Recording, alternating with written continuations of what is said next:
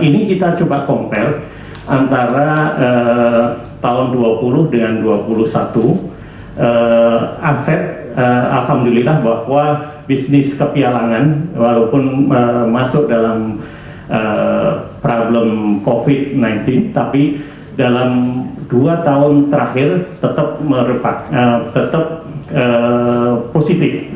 Jadi perkembangannya kurang lebih di sini juga kita sampaikan, baik pialang maupun pialang asuransi maupun pialang reasuransi.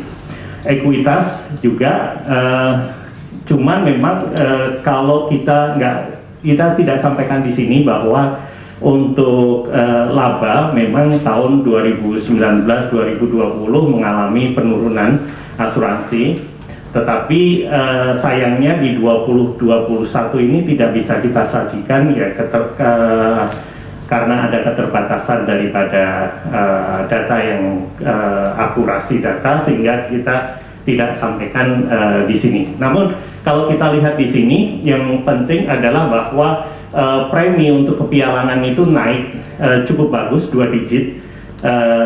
Sayangnya memang kenaikan di pialang asuransi belum atau tidak dibarengi dengan kenaikan atau growth yang sama di sisi pialang reasuransi.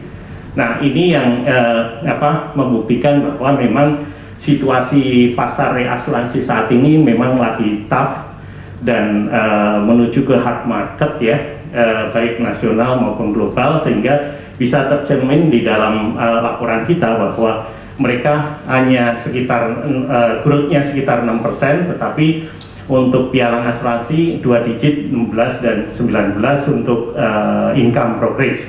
Secara total mungkin boleh kita sampaikan bahwa premi mengalami kenaikan sekitar kurang lebih 13%, dan untuk income atau brokerage pialang baik gabungan itu naik sekitar 16%. Totalnya kita sampaikan di sini. Oke, lanjut Pak. Nah, tentu menjadi pertanyaan kita semua, sebenarnya seberapa besar sih kontribusi daripada pialang terhadap premi nasional. Kita sekarang bicara mengenai premi ini. Dalam premi tahun 2021 kita coba bandingkan antara perolehan data dari AAUI, market update dari AAUI, kita compare dengan data dari kepialangan.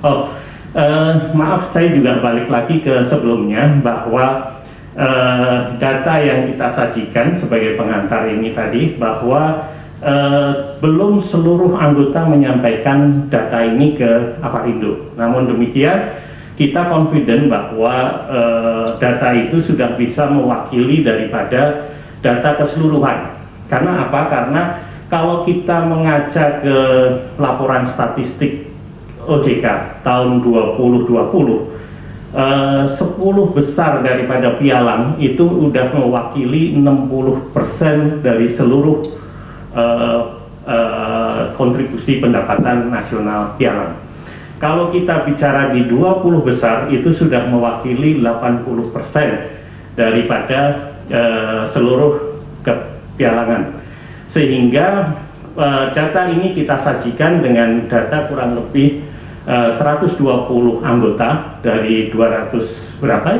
200 ya, gabungan antara pialang dan pialang reasuransi, sehingga kita sudah bisa menyampaikan bahwa itu mewakili dari keseluruhan secara nasional. Nah, kalau kita berkaca pada data ini, maka memang kontribusi daripada pialang asuransi sekitar 28%. Pialang asuransi premi atas premi nasional. 28 ini kalau kita lihat dari 3 tahun terakhir, 2019-2020 itu masih berkisar di bawah 25%. Jadi ini satu kenaikan yang cukup bagus menjadi 28. Kalau kita lihat lagi bahwa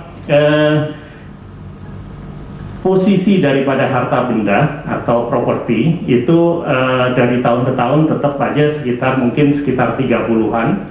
Kalau Bapak Ibu lihat di kendaraan bermotor, itu secara premi nasional gede sekali, tapi kontribusi daripada pialang itu memang masih kecil, ini pun sebenarnya sudah meningkat dari sebelumnya sekitar 4 atau 5%, sekarang menjadi 6,5%, sehingga sudah merupakan perkembangan yang cukup bagus.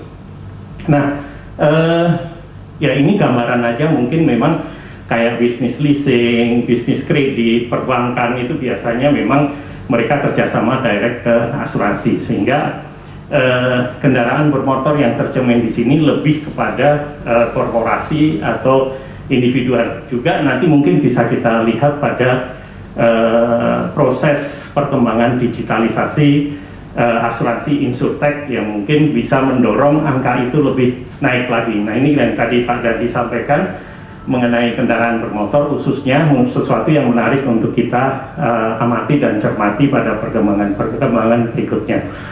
Oke, next. Nah, ini kalau kita bicara secara total mengenai profilan premi dan brokerage daripada usaha kepialangan, kalau kita bilang kepialangan berarti asuransi dan reasuransi, maka inilah yang secara total kita 32 triliun ya, lalu brokerage-nya adalah 3 triliun. Harta benda masih tetap yang teratas karena kita bisnis corporate broker, biasanya memang itu yang teratas. Lalu kecelakaan diri dan kesehatan itu selalu juga menduduki posisi kedua, itu dari tahun ke tahun. Nah, yang agak menarik adalah kredit, karena kredit 2 tahun terakhir itu drop sekali di bisnis ini, bukan cuma di asuransi, bukan cuma di pialang, tetapi juga di asuransi. Tetapi alhamdulillah ini kredit rupanya balik lagi ke posisi 3. Nah, baliknya ke posisi 3 ini nanti juga kita lihat dia merupakan balik lagi ke posisi yang sebelum 2019.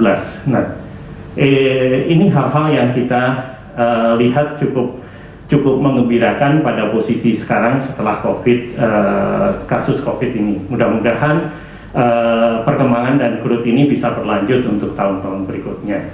Nah, satu hal lagi yang kita sampaikan di sini bahwa pelaporan ke OJK sesuai dengan bahwa broker bisa menangani life atau asuransi jiwa, maka yang tadinya lini usaha ini terbagi 14, sekarang menjadi 15 dengan tambahan asuransi jiwa. Walaupun belum banyak, tapi sudah cukup signifikan kalau kita lihat nanti di paparan mengenai pialang.